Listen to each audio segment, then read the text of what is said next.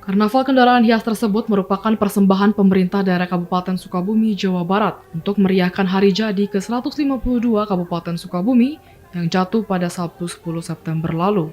Antusias ribuan warga sekitar Pelabuhan Ratu menyaksikan kendaraan hias yang melintas digelar di depan alun-alun Pelabuhan Ratu, Jalan Siliwangi. Karnaval ini dihadiri Bupati Sukabumi, Marwan Hamami, beserta jajaran Forkopimda. Rute yang dilalui peserta kendaraan hias yaitu Jalan Siliwangi berakhir lapangan Canghegar Jalan Ahmad Yani, menampilkan atraksi peserta pawai. Salah seorang warga, Dede, sengaja datang ingin menyaksikan karnaval mobil hias yang digelar tahun ini. Dirinya berkeinginan Kabupaten Sukabumi terus maju dan berkembang dan meminta pemerintah lebih baik lagi dalam melayani masyarakat.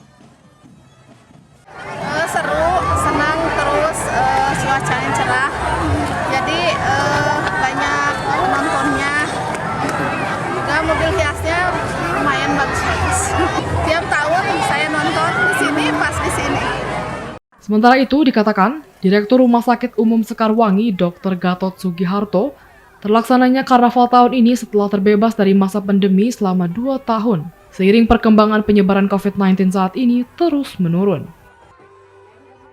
Waktu itu dia sudah memang masih jalan sedang berat, maka itu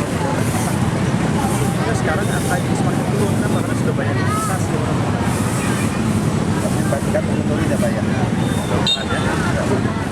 Dalam kegiatan itu, salah satu kendaraan dihiasi ribuan kuntum bunga yang eksotis jadi pusat perhatian warga.